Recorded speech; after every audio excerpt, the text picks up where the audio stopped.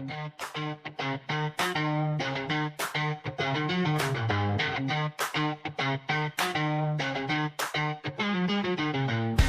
everyone and welcome to the WenDirkCast. You hear this right. It's me, Calva, doing the intro. Don't worry, Jimbo is not sick. He's not stuck on some remote island. It's just me. We thought we mix things around and Jimbo will later introduce our guest.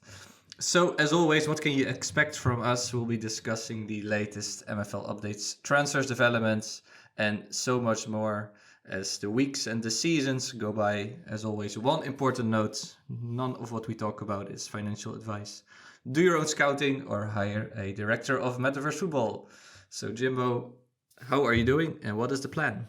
I am doing very well, thank you. Well, today we're going to be talking about Season 5 and a little bit of a Magic Spotlight sort of merged together. So, who have we got with us in the studio today? I am very excited to welcome this person onto this episode today. To be fair, it's criminal he's not been on the podcast earlier, I think it's fair to say. He needs little introduction, as most of you should know who he is, but I'm going to give him an intro anyway. An MFL and So Rare content creator, so you know what that means. If you know, you know. A big lover of Guinness, but more recently has been partial to a Moretti or two, so I'm very interested to see what his contribution will be to the beer top 3 list. He eats spaghetti, he drinks Moretti, he hates fucking Rangers. A warm welcome to none other than McBrideAce. How are you doing? Much better after that intro, to be honest. I'm just having a Sprite because Celtic won the league yesterday, so I'm a bit hungover today, but really good. Looking forward to the season, and thanks for inviting me on. I've not been on so far because you've not invited me, just in case anybody thinks I've been given the WenDirkCast the dinghy or anything, but looking forward to having a chat. Awesome. Well, welcome in. So as I just mentioned, we're going to talk Season 5. With McBride, our expectations, have we learned, we're going to take any lessons learned from Season 4, and, Season 5 just around the corner. We've got over 4,000 clubs entered, so it's going to be a great episode. Let's get stuck into things. Yeah, no, really crazy growth as we keep talking about. Now we see that with 4,000, at least 4,000, right? Maybe we can go even higher, maybe 4-5. Let's see. Yeah. And we also noticed that with the stream, the pack drop.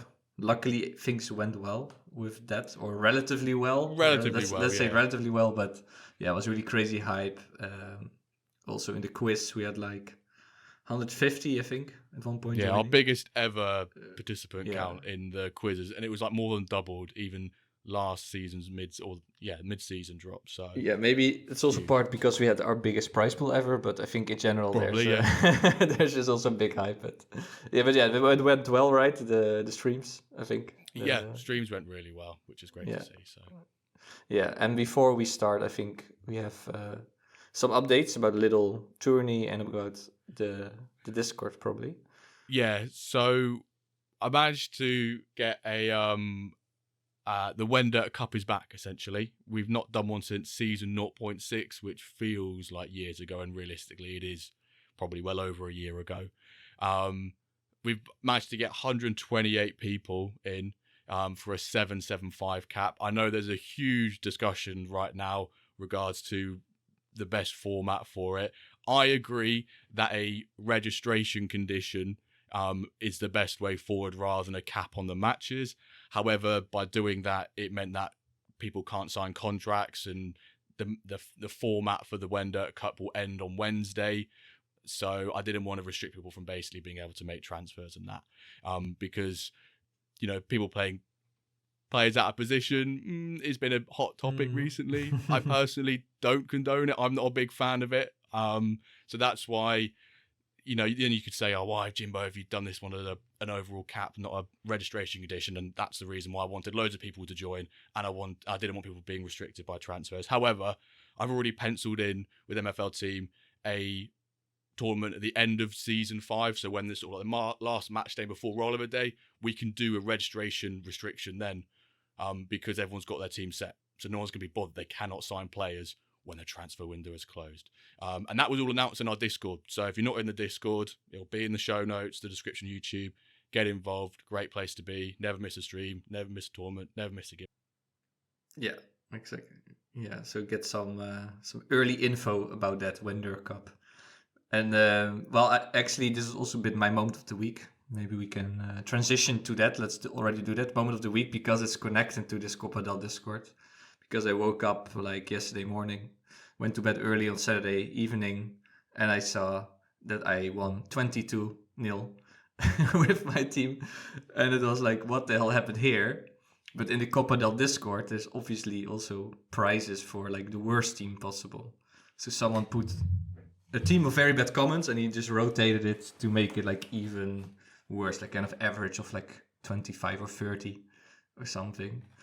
So yeah, my team absolutely destroyed him, 22-0. It's like, what the hell? But then people thought I bought that guy and said I rigged it and whatever. So the whole thing with those preseason tourneys is like, it should be fun, right? You know, getting you into the vibe for season 5.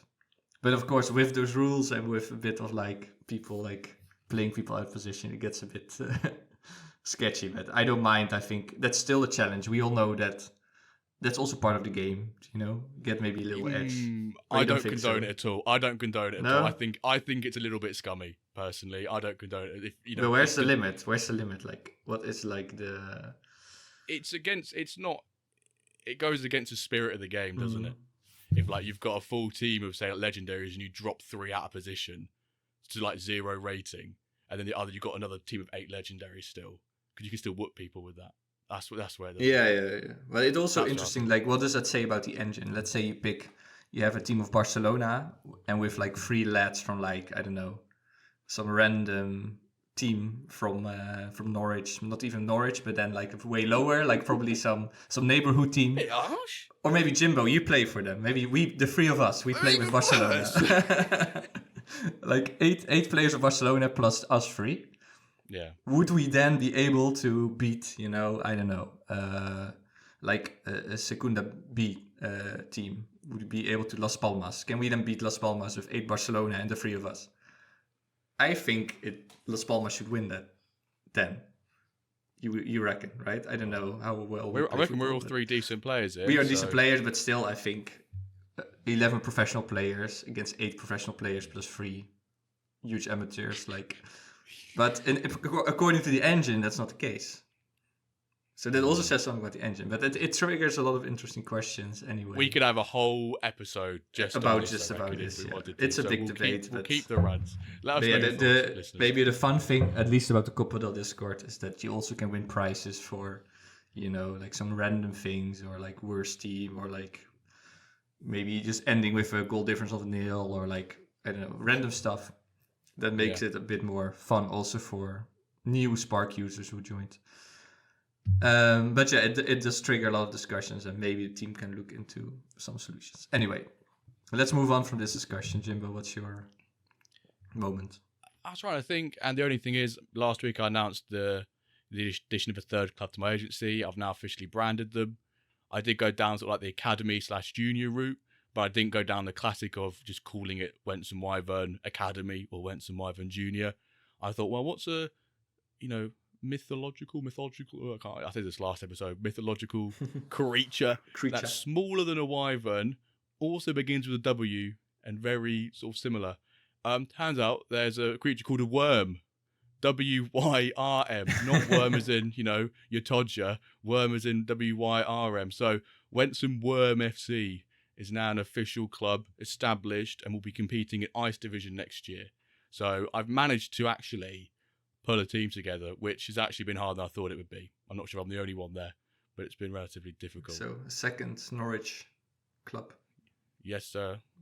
Yeah, I suggested another one from the Worms, but that can be Spark. Maybe if you find a Spark Norwich, then the Wentz and Worms can be there. Okay. McBride, what about you? Your moment of the week, or how was your MFL week? I'm actually sitting watching the replay of the game against you in Quinny Invitational, because I just realised that a couple of games while I was out. It was interesting that Jimbo was saying about the requirement stuff, because I always just assumed that like once you'd entered into some of these like wee invitationals that you could just enter anybody. So like the first 2 I was in, like it invalidated my first game. So it's like, so I didn't really, because you know, obviously there's a cap, but you can put like, you can have a team that's got like slightly higher than the cap, but then you just got to move it about and stuff. So my first 2 got completely invalidated, and then like I'm trying to catch up. So that's what happened in the Quinny Invitational, and The moment of the week so far is I'm beating you 2-1 here against Calvin. I don't want to spoil it for you if you've not seen it, but I am 19 minutes in. So there we go. I had a stinker in the well, I've managed to get through in Quinny's Invitational, but I had to put my rotation players in to get under the cap, and I'd preset those tactics for future matches, but I didn't do one for my third game in our group, so I forfeited the third game, and I feel an absolute criminal for it. So like I feel horrendous, but that's just pre-season and not having enough time on a Sunday. Yeah, and we're a bit into pre-season mode, and then if you have like caps and you have to rotate and or still make sure you fit within the cap. Still, if you have a team of regular guys, you still need to rotate sometimes to make it within the cap. But yeah, it's fun. We have those tourneys, and I would love to see a couple more with maybe some new rules to make it a bit more really proper testing. Someone on the stream sorry, just before we move on, someone on the stream on Friday said that maybe we'll do like the registration condition. So it takes which is what the Ramble have done for their one. It takes the top 11 average, and once you're in. And obviously, in this point of the season, you can't, because it's a registration condition. Once you're in, you can't sign contracts, which obviously during the season is a great idea because no one can sign contracts anyway. But it could be quite good for different sort of like communities of content creators to host their own ones, but they all be at different like overrules, like top 11 average caps. So it could be 800, 750, 700, 850. So there's a tournament somewhere happening pre-season, end of this season, for every sort of like club in a division to take part in, because that's where some people go, oh, I'm in Spark, I can't be competitive, or I'm in Platinum, I can't do this, I do it out of position. But if there's content creators doing a different cap, then it's for everyone. So maybe that's something I want to try and get people to organise, get together. So that'll probably be in the next coming weeks to start planning that. And MFL can make tournaments pretty quickly. So I think if we all do want a different cap, then everyone's happy. And that's the main thing, everyone's happy. Yeah, and in the future, hopefully, we're able to just generate that within some section of the website to quickly set up some own tournaments. You can throw in some cash, like kind of the rapid play, set up your own rapid plays, those things we talked about before. That would be really lovely if that's possible. And then we can just create it. You have a stream, Jimbo, and then just create, okay, let's do a tourney. Set it up, first 5 people in, let's quickly do it. Like that would be the dream. And I think the team is aware, but it will take some time to set that up. Yeah. Okay. Speaking about developments and the team, let's talk about the dev updates. So we had the rollover day, of course, and the store opening and everything, and that went really well. The week started strong. Couple of issues with pre-contract handling, but that was resolved very quickly. Then about the engine, ton of feedback again. Keep doing that. Also keep testing it.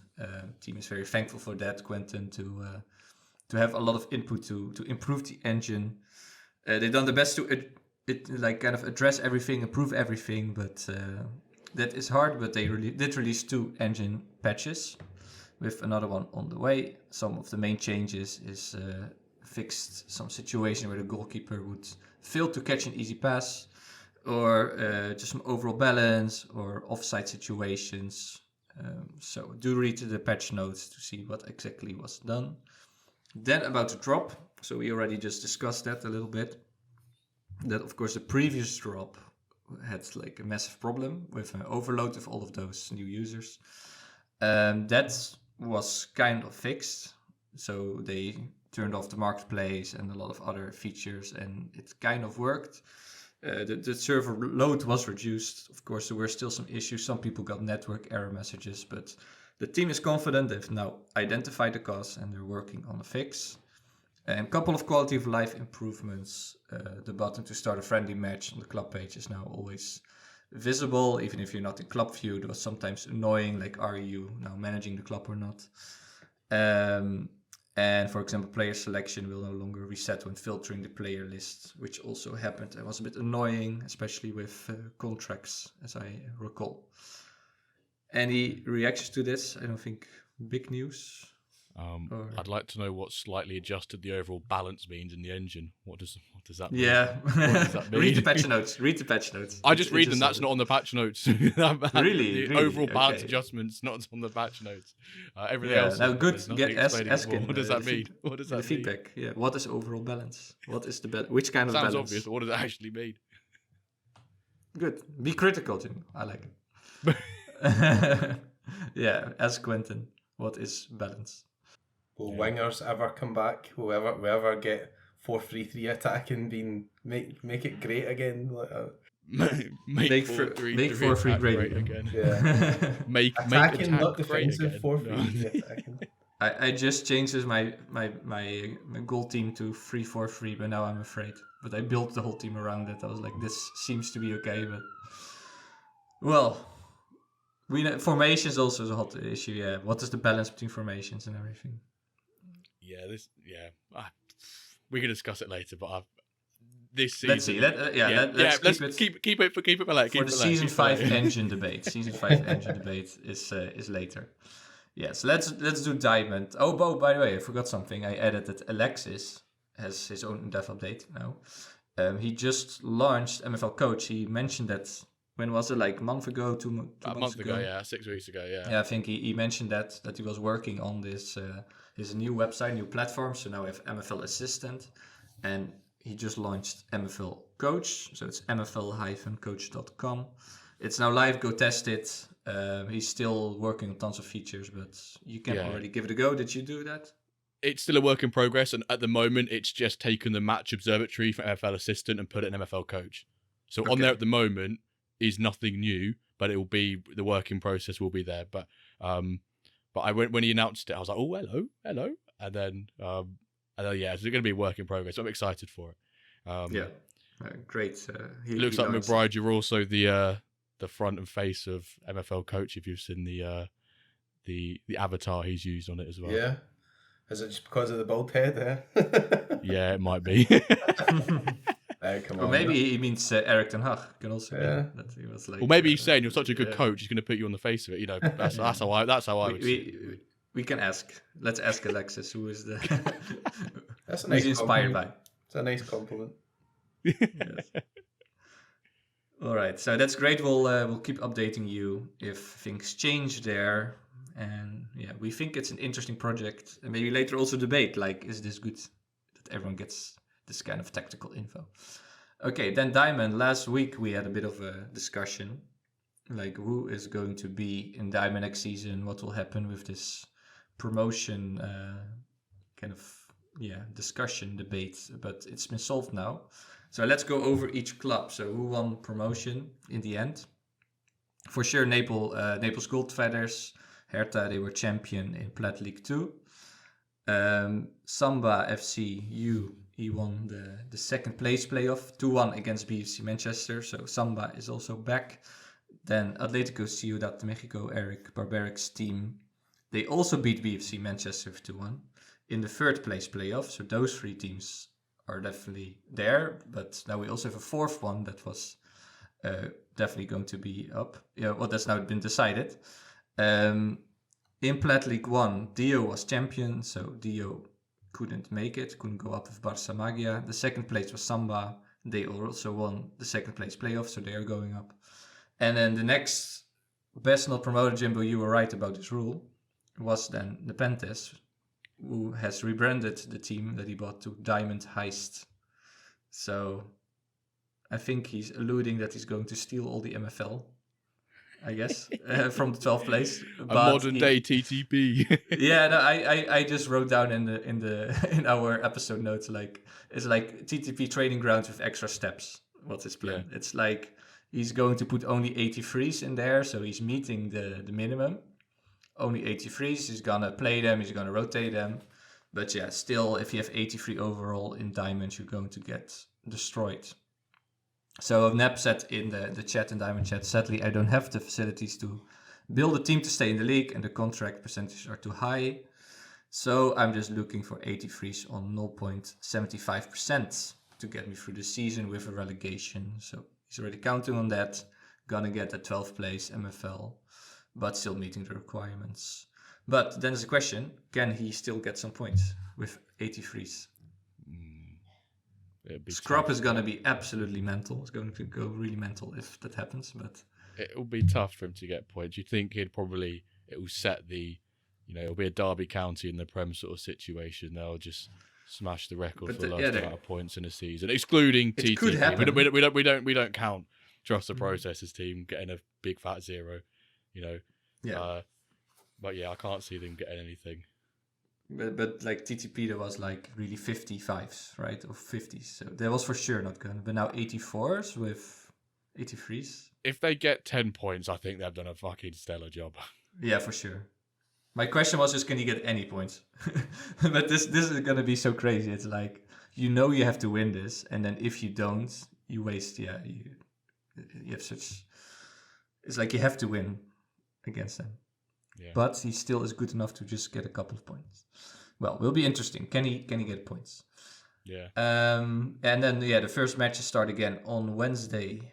So we usually talk about predictions a little bit. What's our prediction? Meta just win again. Meta win again. Meta Mercenaries with their rebrand as well. Just go win again. Beautiful rebrand, yeah. I think Workspace did a great job. Helped Ronin. So, no hope for the others? I mean, Joga came close with like a team that was predicted to be like 5th or 6th. So, there is a chance, I think, if you have your tactics set up. I feel like if Ronin doesn't win at the meta, then it's an engine problem, not a Ronin problem. Ronin just got a really fucking good squad, and it's hard to... but that's a bit like, Man City or whatever. Like, they can still have a very bad season. Yeah, Engine's been bad this season, and the Prem, though, isn't it, really, when you think about it? So, they've nerf controlled in possession, and the low block is just overpowered in the 2024-25 Prem Engine this season. Is his team that much better? Is it? I don't know. I've not paid enough attention to all the games and stuff. Is it like that much better that you would think he's definitely going to win it? Or I don't think so. But I think he's easily top 2. But I think that since season 0.1, Ronin has been statistically the best team in MFL for 2.5 years. I just think that dominance just continues at the moment until maybe like the retirement started to kick in. But he's also got bank as well. Yeah, it's a bit like Bayern. I mean, Bayern wins like 8 out of 10, 7 out of 10 Bundesliga titles right now. But you have your occasional Leverkusen or your Dortmund or, I don't know, some other team. So if I predict better every season, I'll be 80% right then. So I don't mind that as a predictor. Yeah. If I get 80% as a predictor, that's that's a decent. But I don't think it's like a guarantee. But McBride, do you follow Diamond a bit? Are you like keeping an eye on that sometimes? Yeah, a wee bit, but like obviously there's so much going on just now in a couple of Discords. So I'd say I probably follow some of the guys like I've kind of loaned players out to, or some of the guys that started out the game with, like more than the actual Diamond stuff. Like quite like the wee update is like Neil does. So he's like, it looks like a newspaper. It's like Gazzetta dello Sport or something, and like he gives a couple of updates and things on it. But another thing is, I think like the way the games go, like that they're actually on quite late at night in the UK just because of the timings. So that's what I've kind of found as I'm working up as well. Like I preferred it when I was in the lower divisions. Obviously it was a bit easier and things, but like the games are on like later and later and later, and I'm like, I really want to go to bed now, and it's like don't want to be like lying in bed like moaning about Celtic losing in penalties. Like my wife's not very happy about that, but yeah, it's just getting a bit late. But yeah, just timings wise, I don't ever find myself catching those games whilst they're on, if that makes sense. So no, the same for me. Yeah, I'm even 1 hour later than you, so yeah, I'm always asleep when there is Diamond. Then with Magos, I used to wake up to the result, so it was always like one of the first things, like what did I do, and then a bit of a tension there, but yeah, good. But I think this is also something we talked about. Maybe it's fun to have a bit more variance or variation. Also considering people's time zones, but it's like the last 15 minutes. just want to do the watch alongs, for example, it gets to 10 o'clock, which is when the diamond games are on. And between 9:45 and 10 o'clock is essentially gold and upwards. So the really competitive games, obviously there's not a massive amount, there's not a huge volume of them, but it's some of the best teams, best players in MFL all get fudged into 20 minutes each day. Yes. Yeah. And that can, also from a content creation point of view or like a streaming point of view, like a bit more spacing. 5 minutes. Nice. There's 5 minutes between Plat and Diamond. So Plat rarely ever gets much showtime on the streams because we're too focused on building up for the Diamond games. Be nice to give those people in Plat more of a, we could click pause the Diamond games, but it's like clicking pause in the Champions League final because, you've got to watch, the Vanarama South playoff semi-final. You just don't do that. You just don't pause the Champions League final when there's another big game on. So yeah, we'd like to see some changes, but I don't know if they'd ever do that. I would be totally to spread it out a bit more, or sometimes make an earlier, like, if you look at the Premier League planning, right, it's like how many time slots on 3 days they have, so you can technically almost watch 7-8 games. So to spread them out a bit, sometimes make them earlier would be fun for content creation, also for time zone considerations. Of course, it makes it a bit harder maybe, but I do like that suggestion. So, team is listening, make a note. Jimbo wants it. I will. Okay. Americans as well, isn't there? So it's maybe just might be better for us, but that doesn't necessarily mean it's any better for a lot of the guys that've got their clubs. So because you can't please everybody, so now that's why some variation that sometimes it works for us, sometimes it works for them a bit better. That they also don't have evening games, like they just finish work pretty much. It's like 4 or 5 p.m. So maybe they also sometimes want an evening game. So it would be good too. Pros and cons. Yeah. Someone was even suggesting you can set like a home time or an away time. I think that was in the F word in that game. They have like home and away, but like there can be things to consider. Okay, then marketplace. I think last week I said I'm not gonna shout out everyone anymore because it takes so long, but just like a sample from the last 2 hours. El Duello, Wen Reveal, Kieran, L99, and Rick, Edza, Limbo, Silas. That's just the last 2 hours, so you can imagine how many new users there are, and we've seen incredible growth. Again, I will keep continuing with the new user of the week. An interesting guy, Anyone But Arsenal is the name, so I guess he's happy with Liverpool. And he's from Scotland, and McBride, I need your name with this. He's from the tap end of Stevenson. Where could that be? The tap end of Stevenson. That's like, I think Stevenson's like Ayrshire way, so yeah, probably about half hour, 40 minutes, like sort of away from Glasgow. So okay, that's the tap end of Stevenson. We know now. I like some kind of cryptic description there where he's from, but I just thought it was a funny name. Wait, you hear my team name? Like you'll laugh at this. Anyway, on you go. Then market moves. I have a couple of new words I want to add to the WenDirk lingo, or the WenDirk kind of.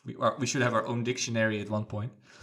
For example, progression gambling. I want to introduce this. So Adam Hartman, that's a new user.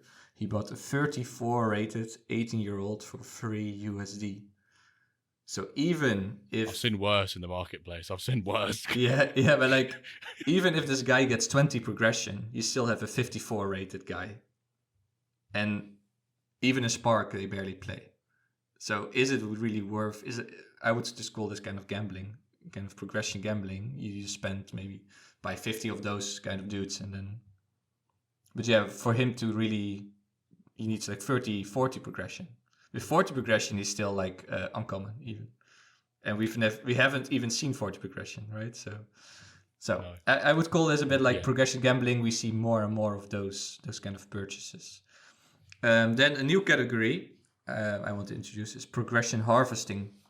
So Dio has been buying tons of guys in like 3 seasons ago, looking at progression charts. What was promising, if there was already a +3, +4, he bought them at around 20 to 23-year-old, and now he's selling them when they are 25, 26 for more. So he seems that all those guys he bought, he's now trying to sell. So I would call that progression harvesting. Also more senior discounts. Noe Sark, for example, bought an 81 rated center mid 29-year-old for 75 USD. So you could say that's quite cheap for an 81. But what if he retires? So this is also a bit of a gamble. Then legendary players. I want to talk about my own guy for change. Oh. Jimbo, I already shared that with you, that I did some progression harvesting myself. I bought a guy called Matthew Singh.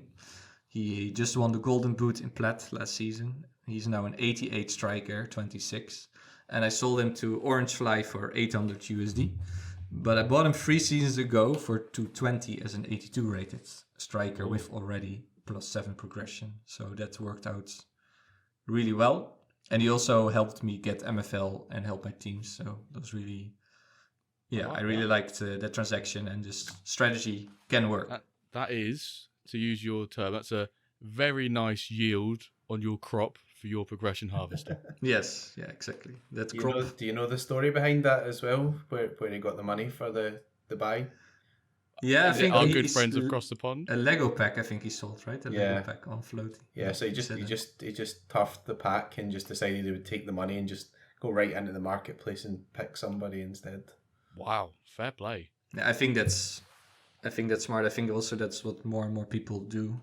Like we just had our reward day. I sold also a lot of common limited packs. I did buy rares and I did buy a lot of uncommon, but looking back, it's sometimes often better to have other people take the risk for you to rip the packs, and then you use the cash to invest. And that can be on a level of limited and can be on a level of legendary. And now he does have a striker who got a golden boot in plat. So he buys goals for his plat team. So that's, I would say, good strategy. Clubs. So trust the process. 1 hour ago, he bought another Spark Club from Austria for 66 USD, and he has, can you guess the amount of clubs he has right now? Bought another one when he was on with Laird. He said 46, so I'm naturally going to say 47, but let's just say 50 now. I think he may have said he may have alluded that he wants 50 for season 5. So I'm going to guess in the middle. I'm going to go 48. McBride, guess. 55. Whoa! This 55. It's 50-50. I don't know how the hell. I struggled with 3. I've not even had the third one in a full season yet, and I'm struggling. Yeah, I counted twice. It was like 13 rows, kind of. Whoa. Yeah, it was really crazy. And then New York, gold was sold for 450 by Ancient to Noe Sark. So the gold club market's also very active. And now over to you. Actually, before we come to Splash Week, I want to ask McBride, have you made any purchases during the during this off season or pre-season season 5? Were there any purchases, if so, made by or funded by our good friends over at Disney Incorporated? Yeah, I bought a Lego central defensive midfield. I think he was about $800. Becker, he was called. So he's got he's actually quite good progression wise. Only 22. So I can't get my head around people buying guys who are 28 and 29. I just can't get my head around it. Anyway, that's another point. But I was I want if I'm going to spend an $800 on something, I do not want this guy handing in his notice next season. I'll just be raging about that. So yeah, I bought a central defensive midfielder, which was a bit of a sort of change for me as well, because I always love my attacking players and stuff. But it was a bit of a shock to the system getting up to silver and how tight it was and how good the other teams were. But yeah, he's really good. I think he started as an 82 or an 83 or something. So he's a +6 or a +7 at 22 or 23, and he's got a couple of 90s. So yeah, hopefully he's gonna sit in the base of the midfield and just put aggressive on him, and he's gonna kick lumps at everybody all season. It'll be class. I like that. I've just looked at that transaction in the sales, but yeah, 90 passing, 90 defending on a CDM. It's pretty nice with the secondary position of centre back as well. So just in case you need to, one of your centre backs has got a red card suspension, you probably, if you needed to, could drop him in there as well, which is quite nice. Yeah, I did actually look at that because it's kind of an area I wasn't really that good at last season. Like, you know, I scored plenty of goals, but like I conceded too much in silver. But I mean, some of the teams playing against, like I think a guy who won the league had like 8 legendary players or whatever. So I'm coming up to silver from bronze, going, "Oh, I'm looking quite good here." And I look at his team, and, "Oh fuck, I'm not. It's like I'm not good." This guy's got like 8 legendary players. But anyway, it was a learning curve as well, I think, from a tactical point of view. But yeah, I think like I really want to add a few guys in, and I've got a big list of guys who are sitting at 84 as well. So like that's just like been. I knew it was going to happen. Like it was going to be frustrating because they're going to be like sitting about going like, when are they ever going to actually get some progression? But like I felt as if I needed to add something in. Otherwise, I could just wait the whole season and none of them go to 85. I don't know. Some of them might, some might not. So we'll see what happens at that point of view. But that was the big splash. That's my biggest buy on MFL, but not actually my biggest buy because there was a lot of Disney involved in that as well. So thank you very much to everybody who clicked on the link and stuff. That was awesome. Cheers to Disney. Disney, our first, we called it our first de facto sponsor, kind of. De facto sponsor. Yeah. Brilliant. Yeah. Great. Right. We should have a Disney Stadium. Maybe you should name it Disney Stadium for one season. Yeah, I think it's in out of honor and respect. Disney Pin Arena. Yeah, get like the pins on, like just sitting like you know, you've got your WenDirkCast. You should have like your Donald Duck or something on there, like the pins, like. And then they sue you for copyright. Probably. That's right. You're not supposed to actually replicate an NFT, are you? Sorry. I do apologise to Disney. I like you want to bring the deal back again next season. Know what I said there. Let's see. So talking about Splash of the week. And this week's Splash of the week, we're over $1,000. Fritz Jonassen, 93 rated, sold for $1,399 US dollars / Disney dollars. We don't know. We don't know any of the purchases are just United States dollars, United States Disney dollars. You know, what are they? We do not know. Chances are it could be Disney dollars, but it was purchased by Scrub, so I imagine he's just gone, straight dollars. And it was actually Ronan selling this player. So 93 rated centre back and a left back secondary, 24 years old, from Denmark, 84 pace, 43 shooting. No one really cares about the shooting. 91 passing on a centre back, pretty nice. 83 dribbling, 97 defending, and 87 physical. So, I think that's $1,400 for a 24-year-old. He is 93 rated, so it's 2 away from ultimate. And Ronan selling up for Scrub. Does that mean Scrub is going for a bigger push? Yeah, I think this guy is definitely useful for Bishona, and I think Scrub just want to win again. Yeah. He won before. He just wants to win again, and this guy can help him. But also the fact that Ronan sells him says a bit about Ronan's agency. Like, I can just sell a 93 to my rival, and feel good about it. Second place.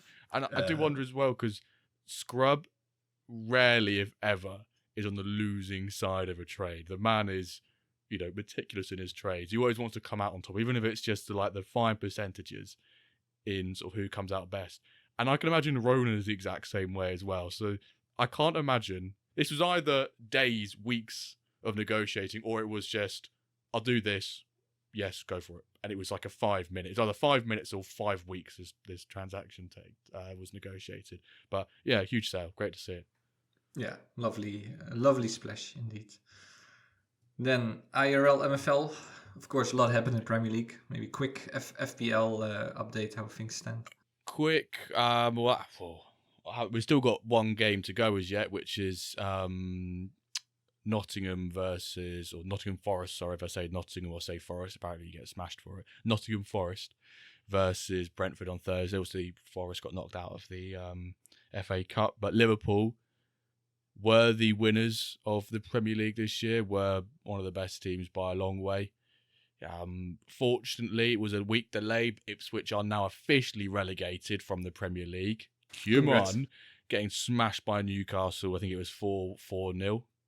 Brilliant. 150 million down the fucking drain. Unbelievable scenes. People calling out, Ipswich aren't just going for survival, they're going for mid-table. Some people were saying last summer, get to football. Like, that's never going to happen with a promoted side. I am slightly wrong from a Norwich point of view, though, which obviously we are now. For the next game and potentially further, we are Jack Wilshere's Norwich City. So welcome all Arsenal fans to being Norwich fans, but also welcome all Arsenal fans for hating Ipswich Town as well, because you'll naturally have to hate Ipswich if you're backing Norwich. So we welcome all those Arsenal fans to the Norwich Persuasion, Yellow and Green Army, under Jack Wilshere. Well, for one more game at least. Just 14th in the league, Norwich. Yeah, we don't talk about this season. You were quite bullish there. I thought you were actually. No, we've been shy. Yeah, if we lose to Cardiff, who are already relegated. I really wanted Cardiff not to get relegated before the match, so it's a game that still has something. We're completely out of it. We can't get players. We can't get relegated. But if we could just relegate the Welsh, I would want nothing more than to do that at Carrow Road on a Saturday. Speaking about that, next season you're going to face Wrexham, right? Ooh. And maybe the IRL MFL connection is that everyone now thinks, or they want to do Disney some kind dollars. they want to do some kind of Wrexham run, right? From Spark to whatever, Iron, maybe Diamond. But they are now Championship, so it's nice that they... credit where credit is due. Football Manager style, kind of. Yeah, I think you've got to give credit to them because it's back to back to back. You've got to give credit there. The Championship is a different ball game, and they have quite a lot of decent players who are a little bit older. You can't just... They've got to spend a bit of money. Obviously, they can probably do that. But people are like, get Jamie Vardy. Vardy's legs are probably gone at 35, 36. He still run a lot, but he can't run a lot for 90 minutes in the Championship. Part of me thinks they may still get mid-table, but I wouldn't be surprised if they are relegation fodder, because it is a massive jump, especially that they've risen all the way up. There's got to be a bit like if any sort of stock rallies hard, there's always that bit where a bit of a blow off top, momentum starts to slow down, and then can it be a quick fall? Because we know that can happen very quickly in football. You can just speed run all the way up if you don't keep momentum going, and it can just drop off. So look forward to what Wrexham do next year. As long as we get 6 points against them, I don't mind. Yeah, well, those are the normal laws of football. Of course, they are kind of breaking them, right? And they have the whole Hollywood entourage and maybe more money coming in, I think. But let's see. I just wonder, it's great, this kind of stories, and hopefully in MFL we also get similar stories. I think everyone wants to do it, and let's see in a couple seasons if people can get their Spark licenses, because now everyone wants to do that, and we're going to talk about Spark later. Maybe I should wait, but Spark is going to be stacked, right? That's Spark, for sure. Well, it looks not stacked, but some things will be. It must be, but okay. Cliffhanger. Later I'll explain why. I think we need to allow McBride to celebrate and chat about the wonders of Celtic this weekend as well. It would be. IRL MFL. Yes. Yeah, I was going to say to you before that, if Norwich actually spent all that 9 million we gave you for Adamida yet,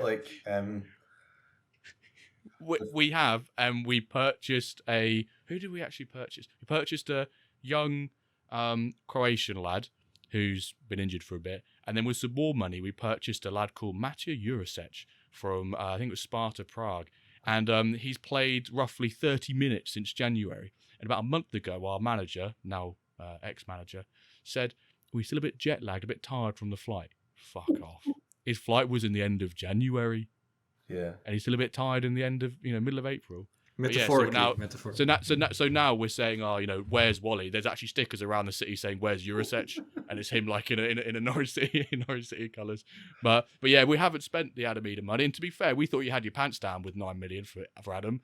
We were like, Ben Napper, our sporting director, has done absolute wonders there. Yeah. But actually, he seems to have chimed in when it matters. I think he's got some really crucial goals for over the last year or so, hasn't he? Yeah. I think the best thing he's done the last couple of weeks was he was spotted in Wonder Bar having shots. Yeah, I saw that. It was like he was on and then it was like the cup semi-final, and everybody's like, yeah, surely he's going to be benched, and like Rodgers just sort of backed him and played him, and he scored, but it was like a tap in from 2 yards. It was like one of those, if you hit the bar on MFL or whatever, you'd be throwing your computer out the window. But I mean, it's a funny one. I think he scored 17 goals this season, and he will score goals, but 9 million is a lot for a Scottish club, So Engels was 11, which was our transfer record. So 9 million is a lot. So I think the expectations are probably slightly higher than how shite he actually is. But like he gets goals, so you know it's like kind of one of those guys and like you've got in your team who just get like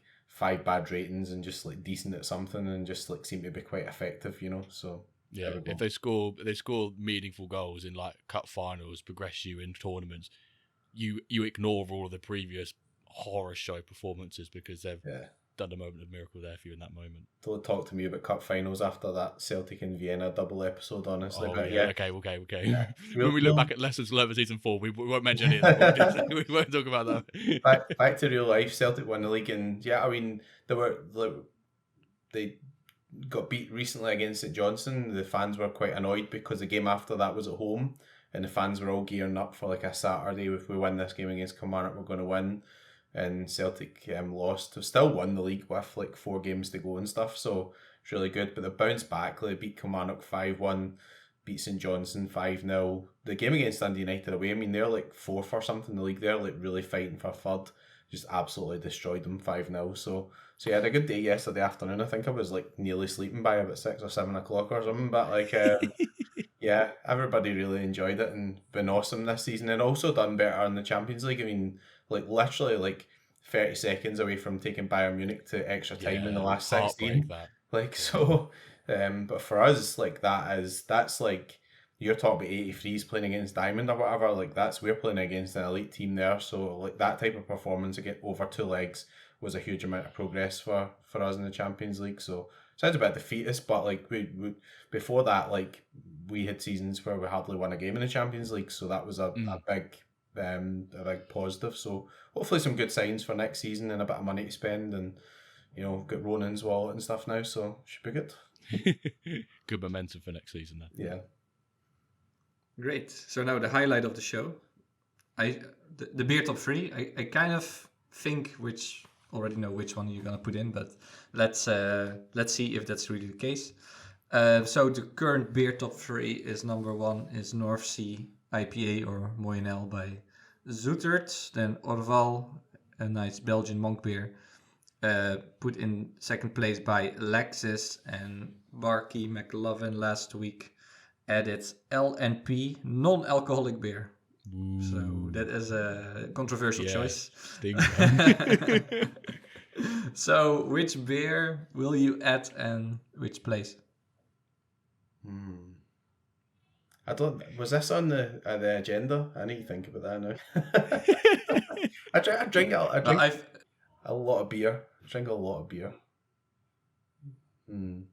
I'm just going to have to say Guinness, right? Because like if I don't say Guinness, then I'll be sacked by the manager of Dublin. So I'm just going to go for Guinness. Guinness. Okay. All right. Yes. I thought there was two options, Guinness or Birra Moretti, but yeah. It's Guinness are Dublin are Guinness, but Dublin are above Moretti as well. So I think I've got to go for Guinness. Guinness, great. So will it kick out this non-alcoholic beer, or you say Guinness deserves actually first place? Come on, if Guinness is below a non-alcoholic beer, we're terminating the stream right now. I know I'm having a Sprite tonight, but that's because I was like had a few drinks yesterday. But yeah, it's got to be above the non-alcoholic beer. Come on. Yeah, well, you can also replace it to take for the greater good, to kick them out. But we can put it on number 1 or 2 then. So number 1 or 2. I would go number 1 to be honest, but number 1. There we go. Number 1. Been there, done that. Guinness number 1. Guinness number 1. Sounds and if you're going to do it, you've got to go to Dublin and actually go to the Guinness factory, do the tour, because the whole experience is amazing. You get up to the top after you've done the experience, and it's got a big sort of glass. You can see the whole city, and they pour you a fresh one that's just came from over there, and it is sensational. So good. So you've got to do it. I've not been, but based on that tour review, yeah, I'm sold. I think the next MFL meetup should be in Dublin. Yeah, MFL Live Dublin. We have place to be. Bosco's Bar and the Guinness Tour. Yeah. That's the name of Dublin Stadium as well. I called it the Guinness Factory, so it comes up and it says "Welcome to the Guinness Factory." So I love that. It's got to be done. It's really good. Awesome, great. All right, so Guinness now number 1 and the beer top 3. Let's then start with the tiny manager spotlight and then talk about season 5. So, McBride, what's your MFL story? How did you discover it? And why did you join? Yeah, that's an interesting one. So my friend messaged me at one point, and I kind of ignored him a wee bit. Like, no, not so much. Like, I always reply to people, but he was trying to get me to join, and I was like, oh, so I've got like lots of sort of, sorry, our team's been quite busy and things, and I did kind of just say, oh, I'm not really interested. And then Quinny joined. So after he joined, like, I still didn't really pay much like notice or attention to it. And then we were doing like one of our Friday night streams, like our Go Fuck Fridays, having a few beers and stuff. And it came to the end, and Quinny said, do you want to just stay on and watch my MFL game? I was like, yeah, fair enough. Like, I've been here for like 2 hours already. I'll just go and get another beer. So, and then he put it on, and I thought, that looks quite good actually. So, and then I was like, I think somebody messaged me about that, like, you know, that looks quite good. So he was getting right in amongst it. He was winning and all that sort of stuff. At Boy Nasser, he'd packed, was like 84, so he'd scored a hat trick or something. And I messaged Matherin back, and then that's where I started up on the game. So the rest is history. I think I started in November, so probably only about 4 or 5 months ago. So I've come in a wee bit late. Because you started in midway through season 1, correct? Because I remember loaning you a South Korea centre back for the Redemption Cup. Yeah, I remember that. Aye. So mid-November, which seems a long time. It doesn't seem that long ago, but no, hang on, what Joe was saying seems a long time ago, but it's actually not. It's only about 6 months ago, but it seems like a good couple of years away. That's how long. This is what we say. These 6-week seasons. Yeah. They go very quickly, even though they seem like long for 6 weeks. It was a wee bit frustrating as well, because I kind of wanted to get going. Do you know what I mean? It's like, but the whole thing with Celtic was that I wanted to start for the bottom. Like, it wasn't in my mind doing a Wrexham or anything at that point. I just wanted to learn the game, because I like knew nothing about how it was all going to work, the tactics. I hadn't read the white paper or whatever. Obviously, I could chat to Quinny about it, but he'd only been on for like 1 season or something, like, so none of us were really sort of veterans, etc. So yeah, just a case of learning the game. And I can remember for an initial budget $100, I was like, I'm going to be strict.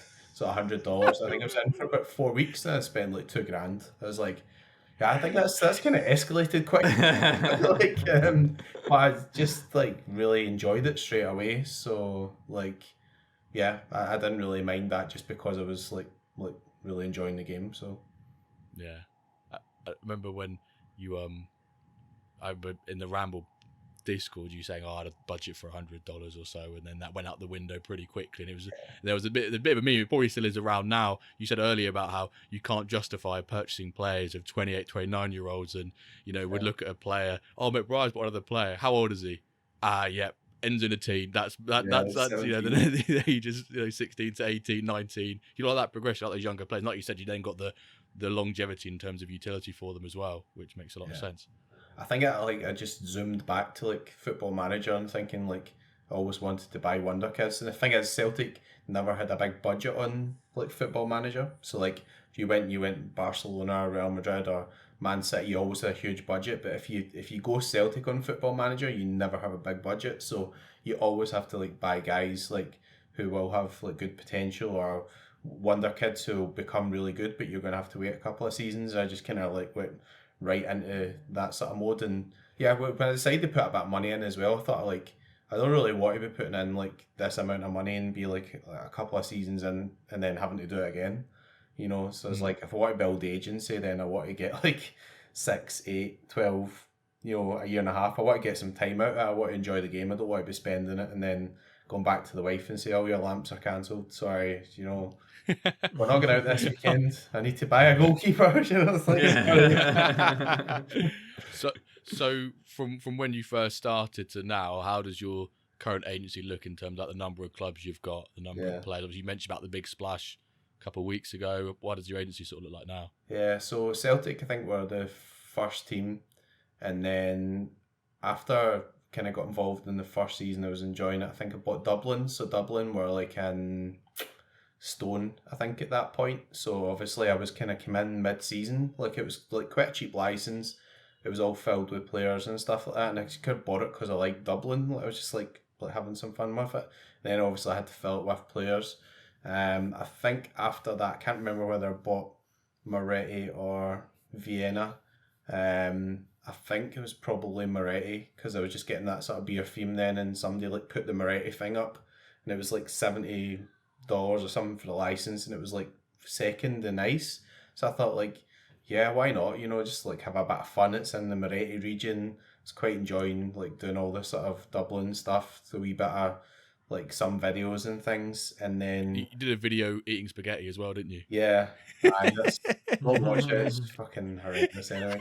I don't know what was I like. I'd said to the wife, I was like, I've got a thumb ready and everything. So on Friday night, I need you to make spaghetti. And she was like, why? I was like, I'm actually going to do a video where like I'm going to be sitting with Moretti and I'm going to like be eating spaghetti and like I've got a wee song lined up and stuff. She's looking at me going, you're just fucking insane.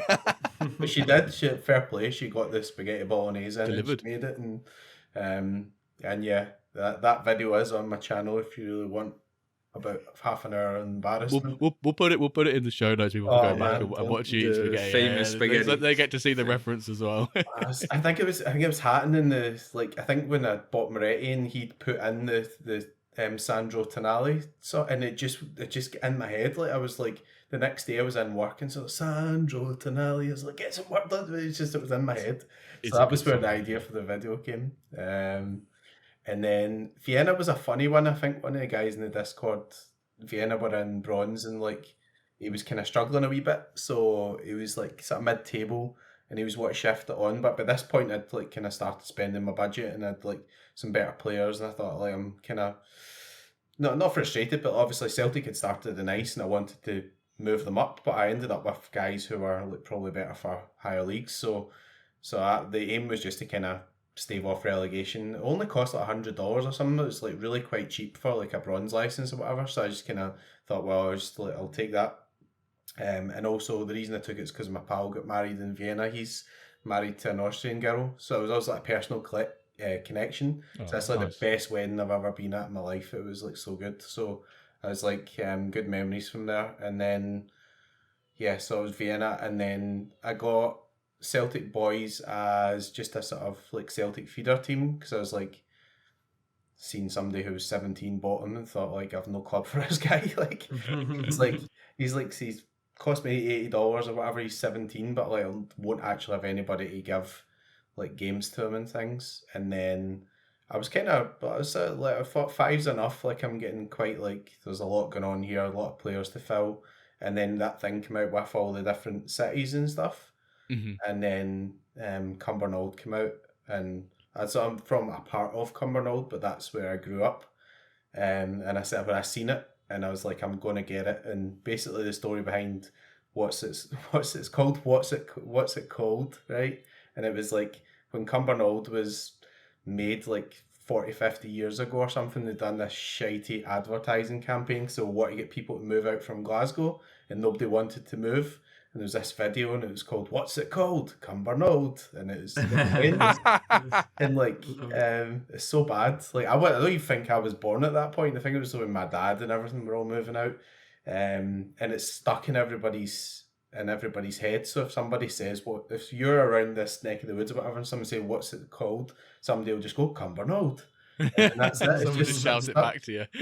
So yeah, and that's what the team's called. What's it called? And I put the thing into BT or whatever to make the badge, and it came back. And I was like, "What's it called?" Cumbernauld, and it came back, and it was like, "Yes, that's very witty." And I was like, "Thanks very much." I've kind of ripped that off from the 50 years ago, or whatever. But yeah, thank you. So good. 6 teams now. So it's Spark, Celtic, and Moretti are in iron. Yeah. Dublin are in bronze, and Vienna and silver, which is really hard. So a nice spread across the pyramid then. Well, this sounds, I think, very familiar to loads of listeners. It's like you start with one club, $100 budget, and then we said $2,000, 6 clubs. Like, and it escalates quickly. Like, oh yeah, my mate got married in Vienna. I need to get that license. Or they had a great trip. I need to get that club. You kind of justify it to yourself, and then yeah, that's how you end up. So very recognizable, I think.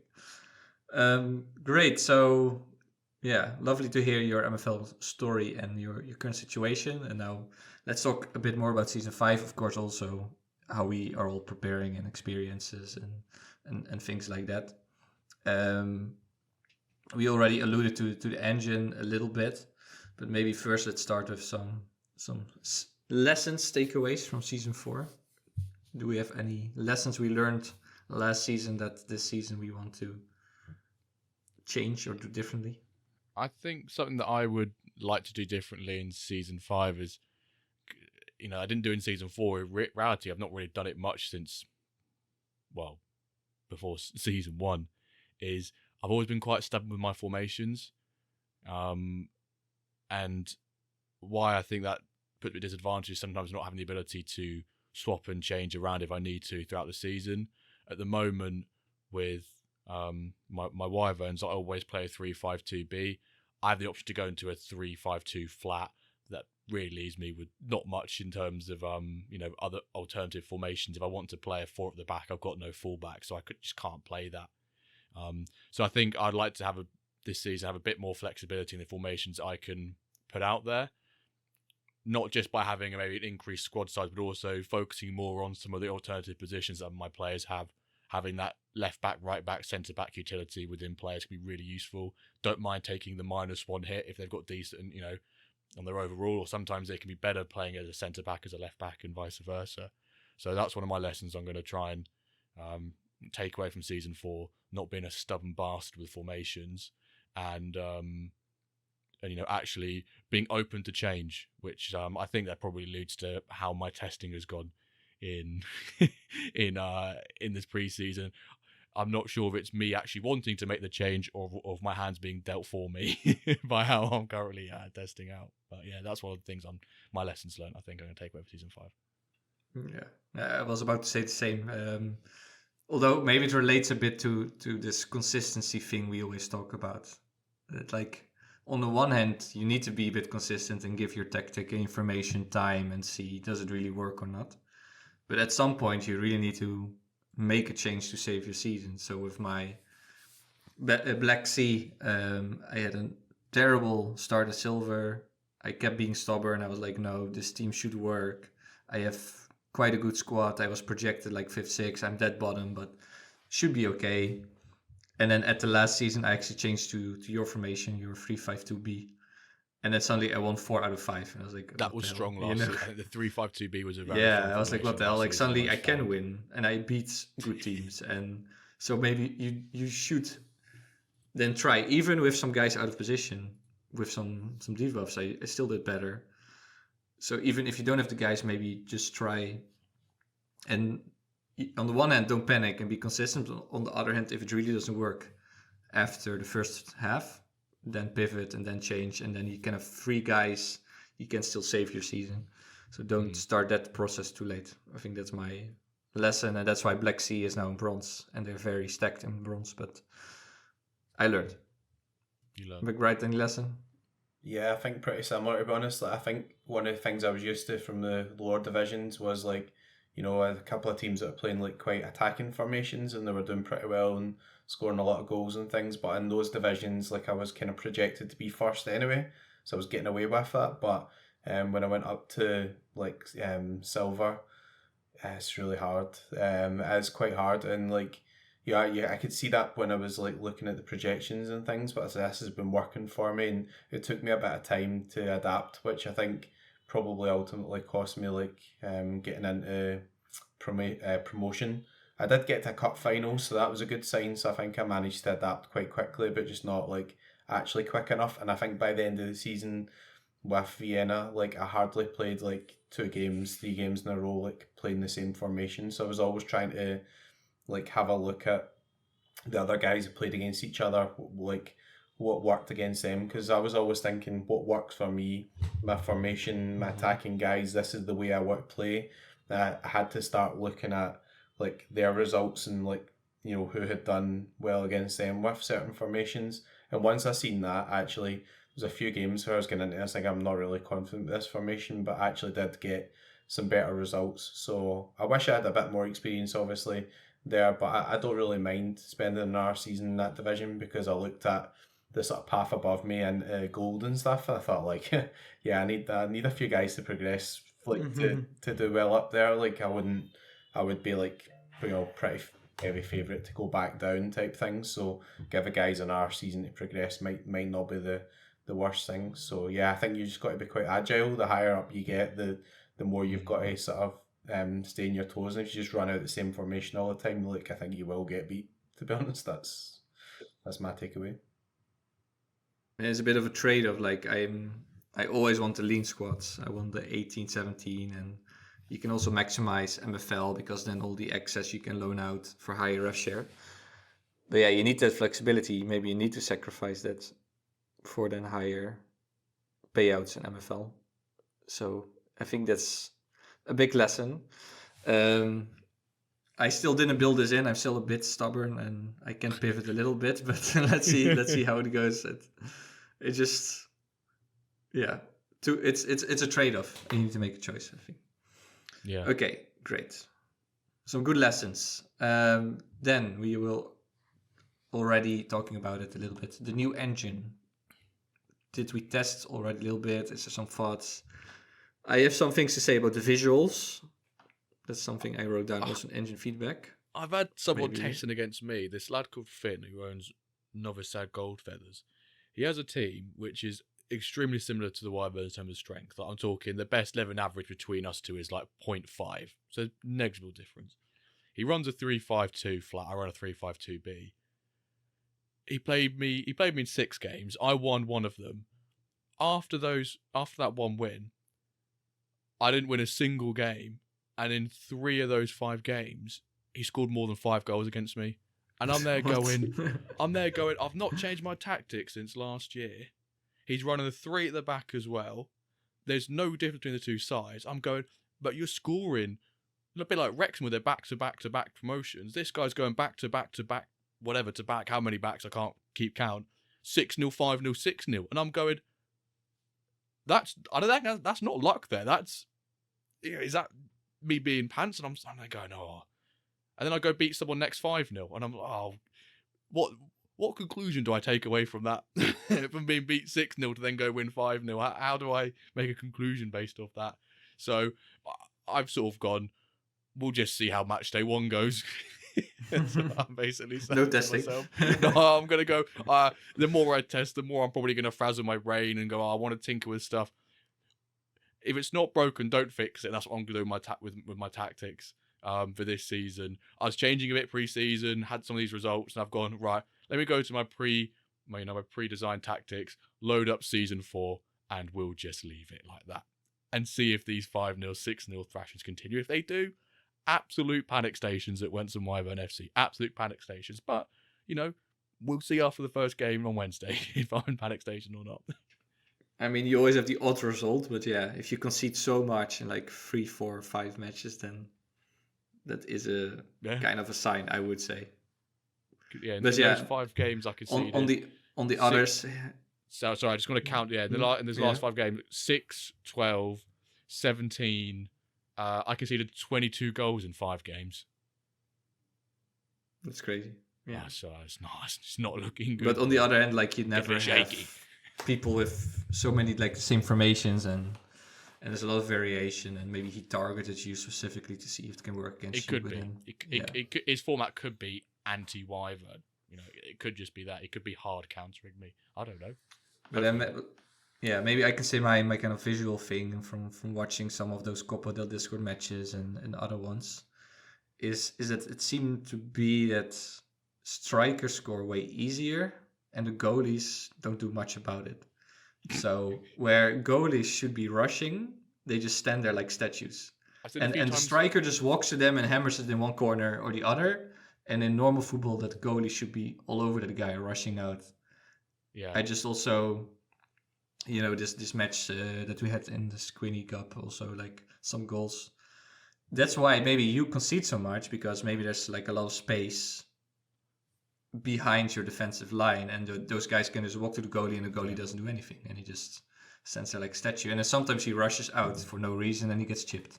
So I think the goalie should be the other way around, like currently what's happening. I've seen a few situations where the keeper's like, the ball's been played over the top, played through, and it almost seems like a 70-30 for the goalkeeper to get it, and goalkeeper runs halfway and goes, nah, and then runs back, and by the time he's run back, there's about, 800 meters behind him for a 90, just say an 85 shooting striker to go, oh, that's a lot of space behind there. I fancy a bit of, a bit of salt with my chip here, and goes, whoop, and then plonks it behind. So the goalkeeper seems to be a little bit bit of Onana like this season in the window. Yeah, the goalies look very shaky. That is, they're really. It reminds me of my days as a kid playing football and then shouting like, "Rush!" because some guys would never rush; they would just stand on the line and then just one goal. Even if you're shit at goalkeeping, just rush.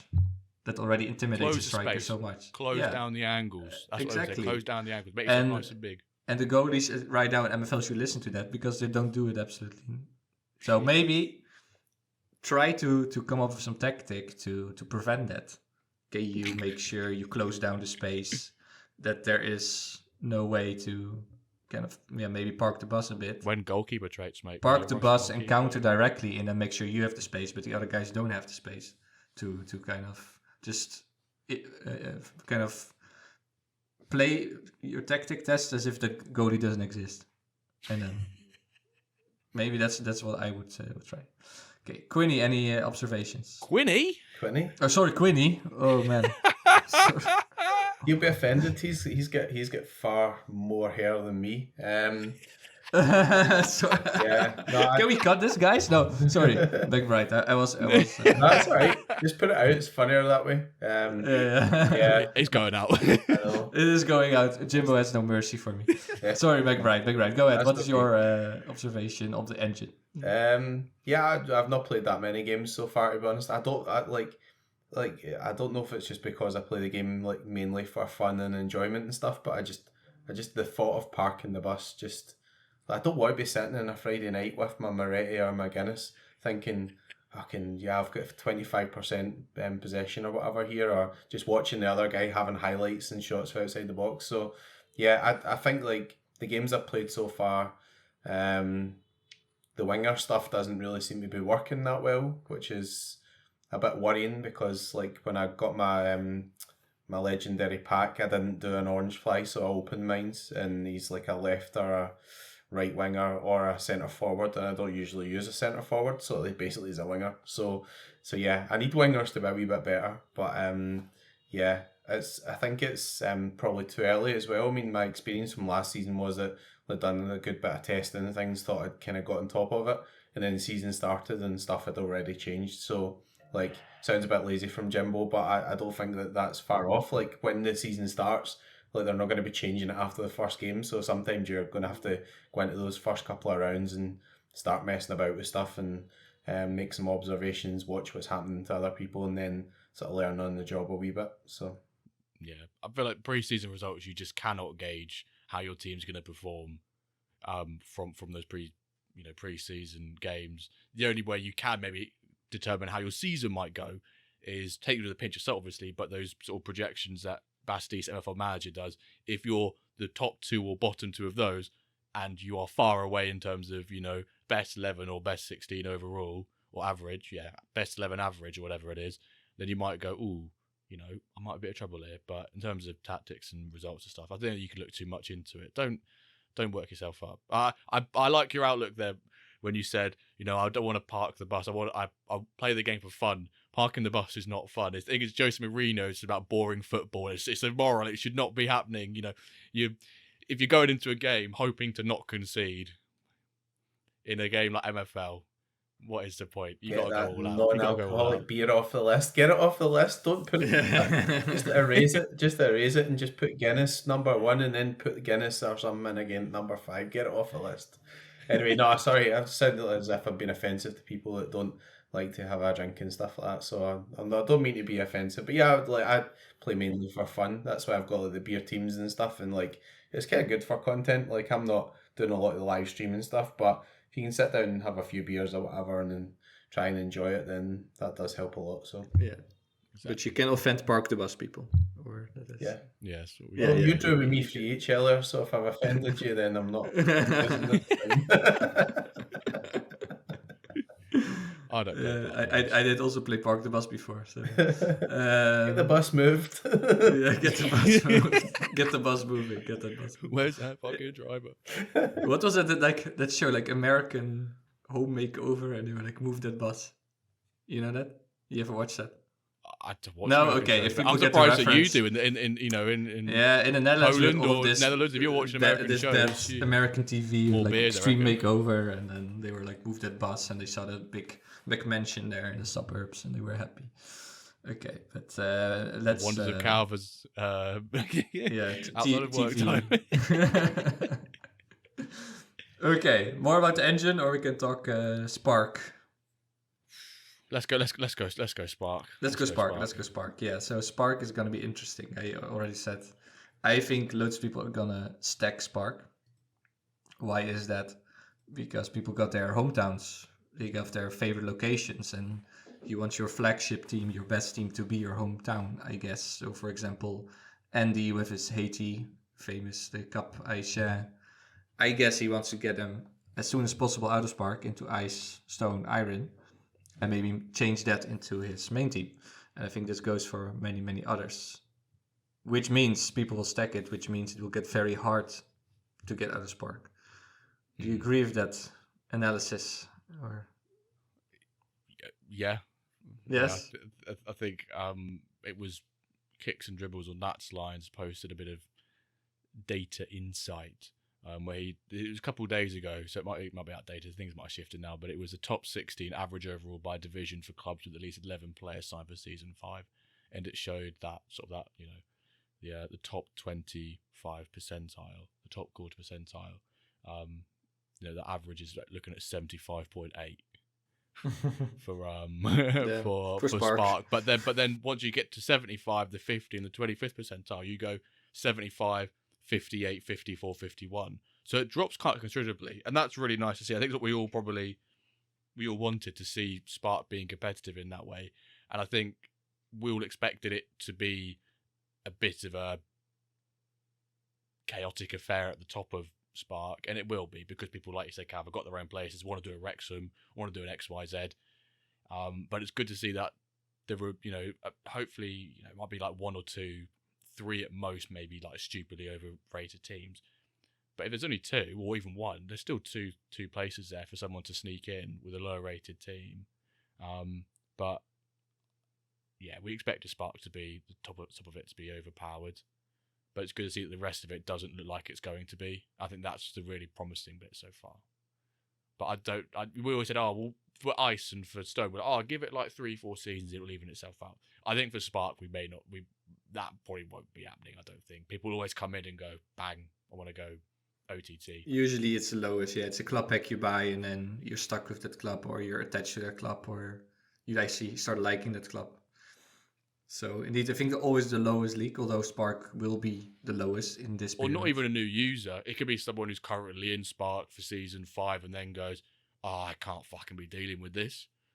And then just goes, right, I'm going to spend well over my $100 budget McBride and go $2,000 instead, and just go, right, I'm just going to plant it in full throttle. So I'm looking forward to Spark, though. I'm waiting for my Norwich license to come out there, but I'll look forward to eventually getting in there. Yeah, I'll say that now, it's great, but there's of course a big risk for those guys stacking that. What if there's 3 stacked, 4 stacked teams, 4 of course, and then one of them has a big problem, and you're gonna waste another season with progression. But McBride, what do you think? Spark? I think you should ask Quinny. Quinny's right. Yeah, I think you'll need a good draw, to be honest.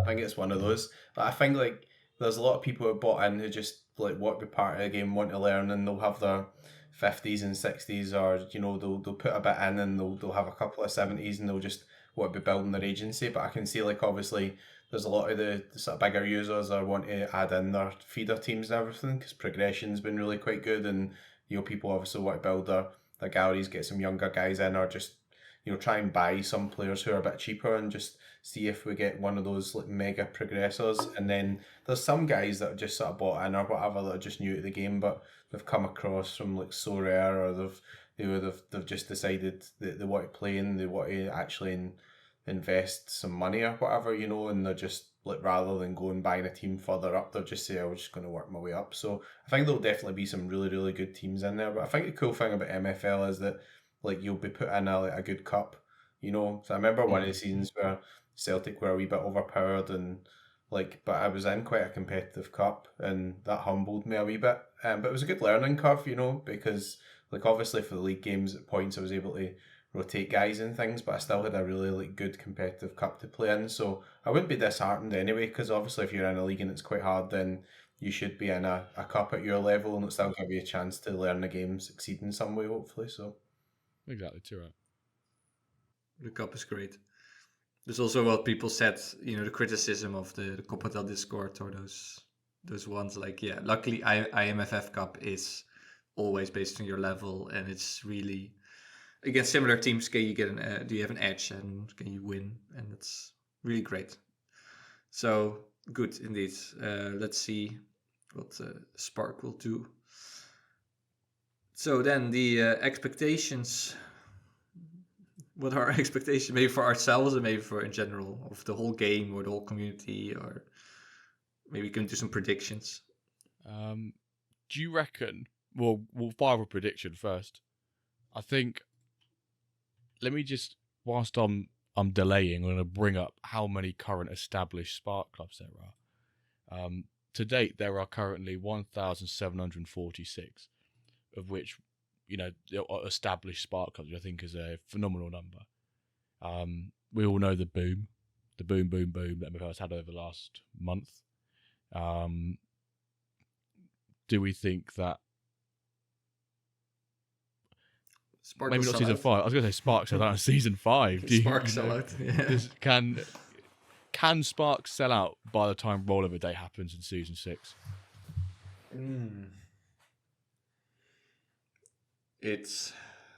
I think it could. If you look at like growth and the amount of people still joining, and also the amount of content and kind of the network effect. Of course, the whole Disney thing, that also really helped, and people kept kind of spamming it.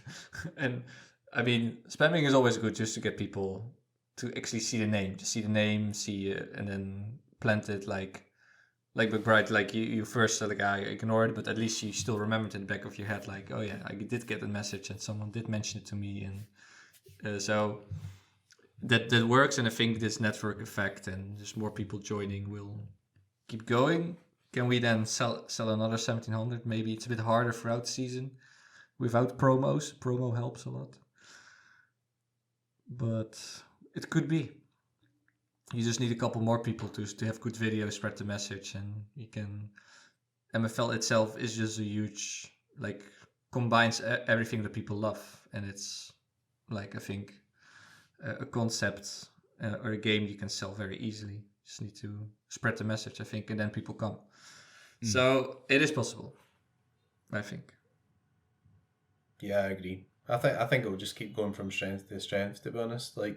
Obviously, Nep's involved as well, and he's got he's putting out videos to 1 million people and all this sort of mad stuff, and but the thing is, he's come in and he's actually really enjoying the game. And I think what happens is when people watch videos and they see people who are posting about it, and you can see that there's a genuine enthusiasm for it, then people buy into that. It's not just you're dropping some links or here, take some Disney dollars. I'll get some as well, 25. Use a link.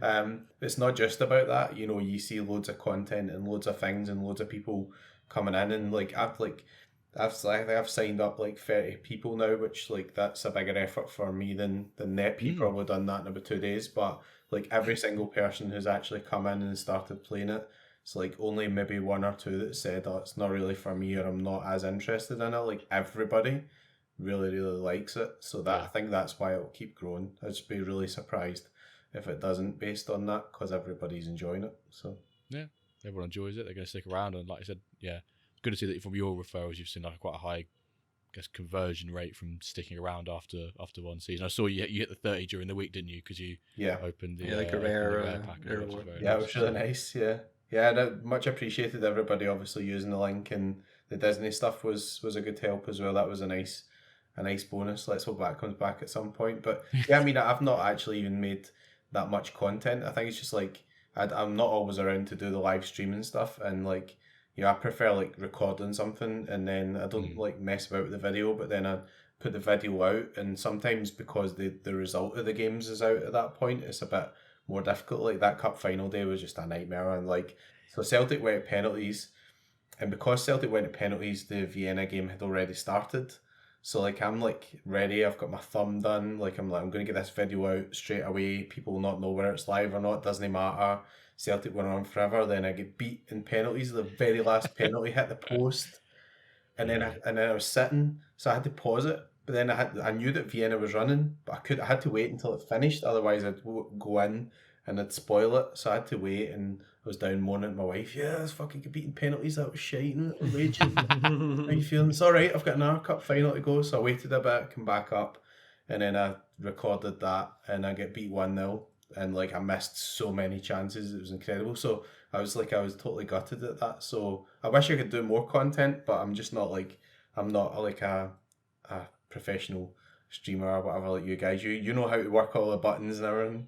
I just put something in chat GPT or whatever you call it, and it comes up with this crap badge for coming old, and I'm happy. So yeah. What's it called? What's coming old? So yeah, but hopefully I can make a bit more content. Like, I like all the progression stuff and everything. Quinny's done a video on progression. I've watched quite a few of Calva's videos as well. Like the one you had done about like what age you're going to sell your players and stuff like that. It's like he's talking about 27-year-olds. Like, I'm thinking about selling people at 25 and stuff. Like, I have to be a bit more open-minded here, like otherwise I'm probably just chucking money away. But yeah, I do find it quite interesting. Hopefully get a few more videos out as well. Great. Yeah, but it's also interesting you mentioned about like older players in the market, and every season right now we're gonna get closer to more people retiring, and then huge premium right now for young players, also common, because people really believe pretty much any low common can turn into a 99, right? There's a huge belief in that. Well, some people need to wake up, I think, from the dream that some people only get +1 or +2 in their whole careers, and then every season we get a bit more smarter, I think, about progression. People get more smarter, and they start to realize how it really works, and that some of them guys don't give up, don't go up at all, or maybe +1. And yeah, we get more and more older players, huge groups at one point retiring. So that will also impact the market. So maybe the money's getting a bit smarter this season, but as an expectation, I don't think so. I think there's still a bit, this huge premium for young guys, huge senior discounts getting bigger and bigger. So I think we don't see that yet, but it's a nice development to follow. What's happened to prices in the market. Yeah, 16-year-olds are wild, aren't they? Jimbo is like, that's what you mentioned. Like, but I have done it myself as well.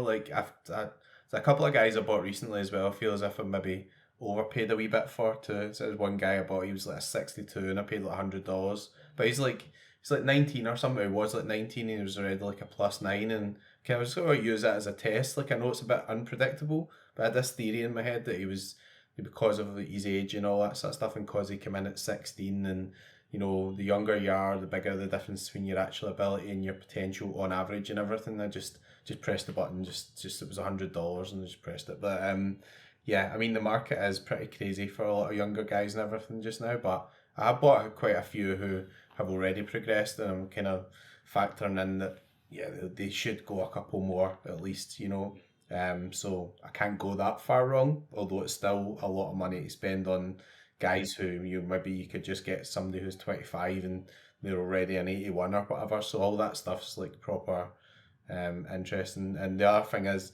at some point, will they actually start lowering the age of the people coming out the packs again? Because I don't really want to open packs anymore now. Like, I mean, it's like even if it's not just the average age, but like just like the thought of like saving up for a legendary pack and getting a guy who's like 28, just like I think I would actually just spew in my keyboard. So like could you just like Guinness actually everywhere.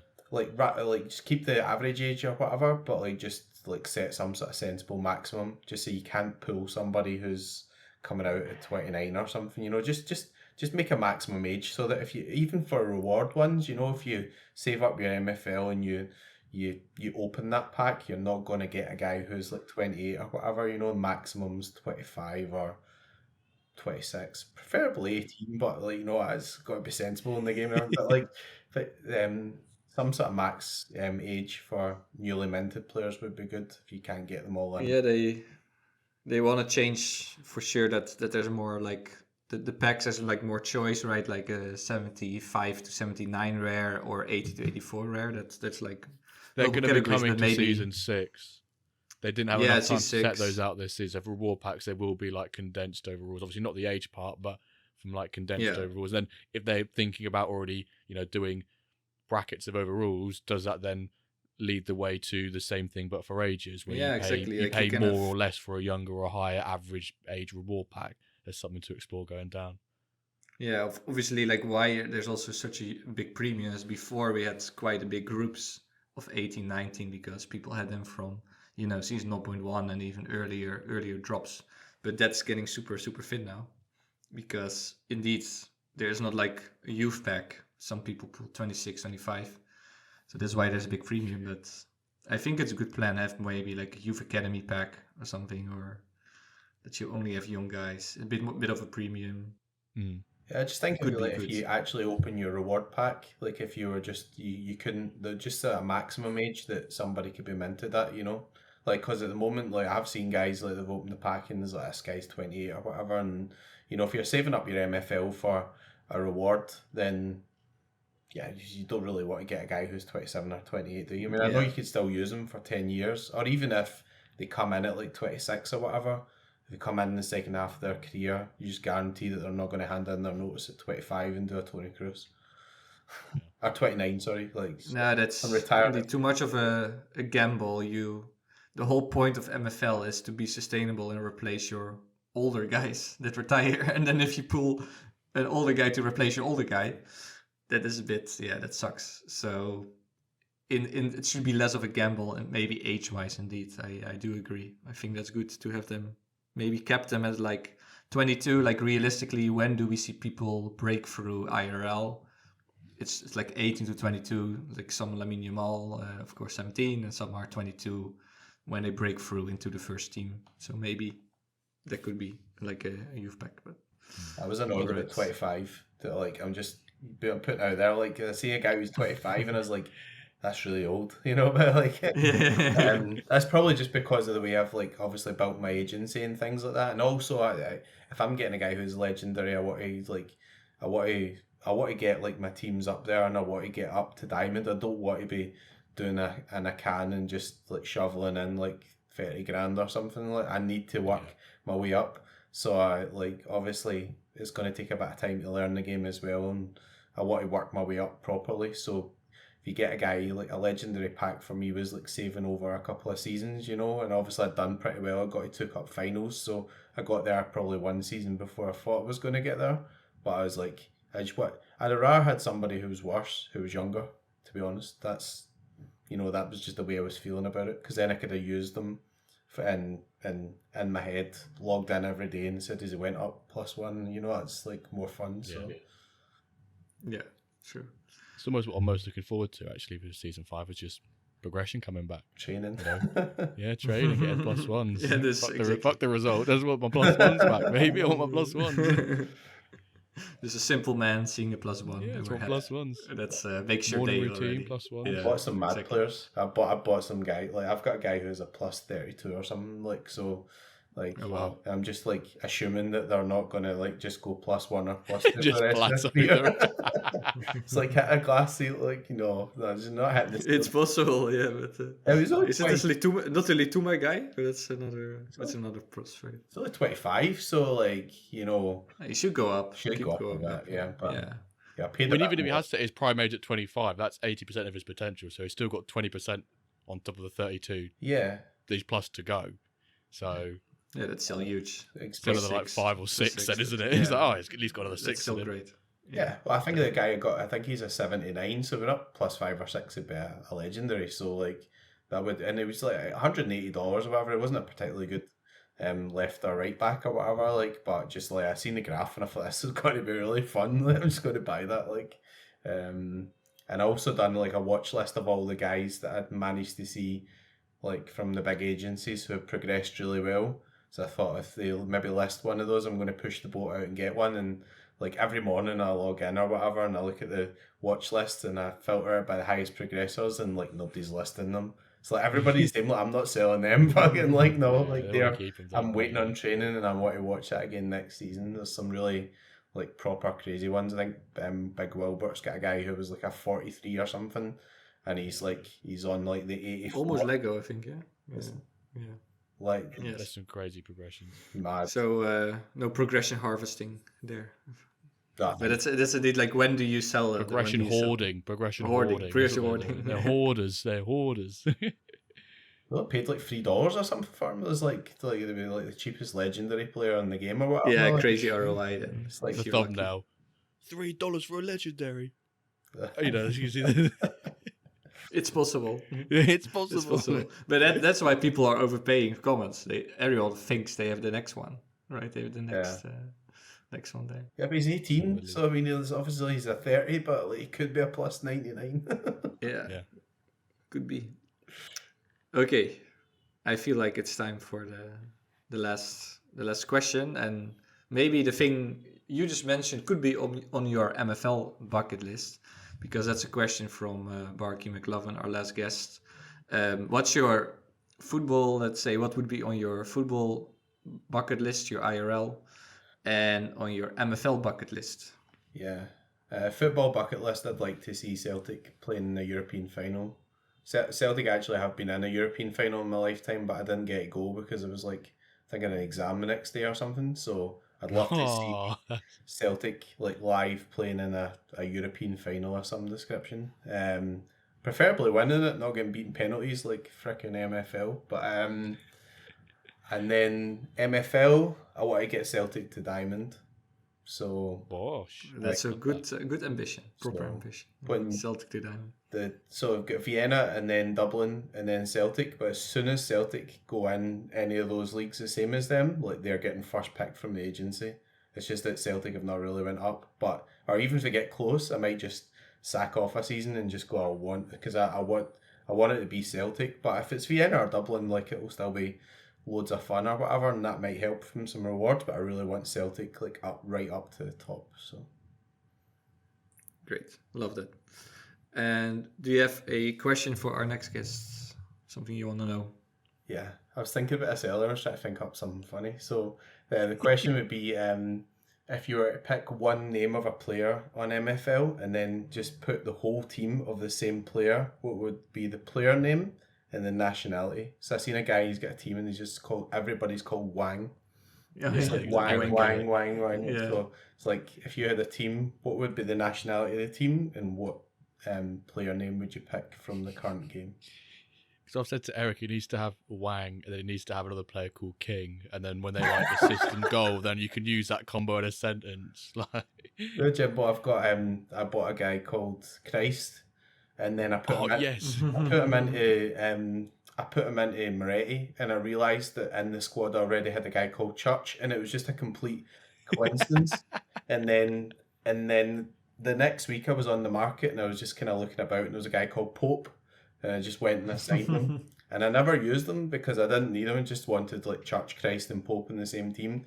And then I loaned Pope to MDJ. She just started and she took Pope, and then the Pope died the next day. So like I don't know what to take for that story, but I did have a team with a Church, a Pope and a Christ in it. So there we go.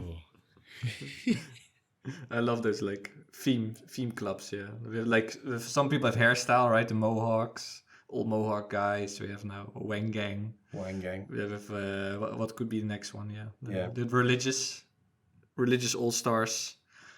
It Christ. doesn't have to be religious, just like whatever. But just pick like one name, which you're like one name, yeah. and just have a Someone full... make a prison FC of all the IRL prison FC. members. You've got like Mendy, Sigurdsson, Johnson.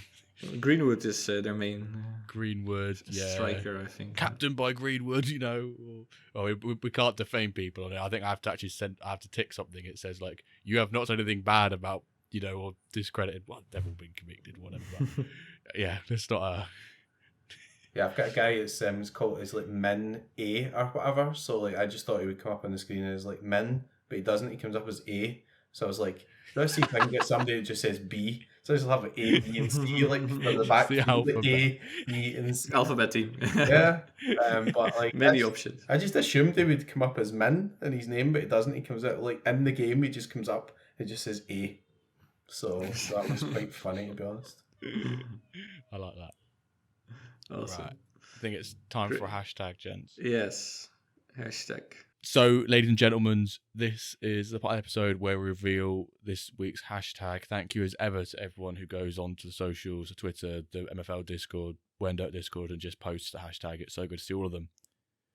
Mentioned earlier, well, McBride mentioned his disgust for people who play park the bus style football, and that's not fun. It's not, you know, it's boring. It's immoral to the football. If it's moral in real life football, as Jose Mourinho says, it has to be even worse in MFL. And Calva mentioned his guilty pleasure of watching Extreme Makeover when he's not doing MFL content. And yeah, it was 20 years ago, Jimbo. But 20 years ago.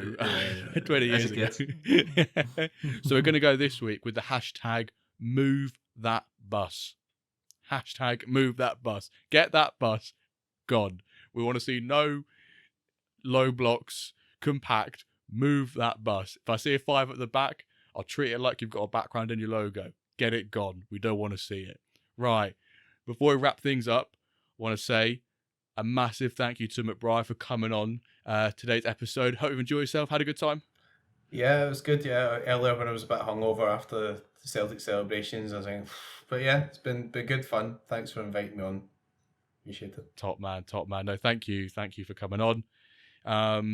By the time we listen to this, season 5 registration will be done. I think it extended it as expected. So, you know, everyone will catch this time next week. Enjoy season 5. Enjoy your progression if you get some. Be ready for match day 1 on Wednesday. And thank you all for listening. And we'll see you this time next week with an episode of the WenDirkCast. Cheers.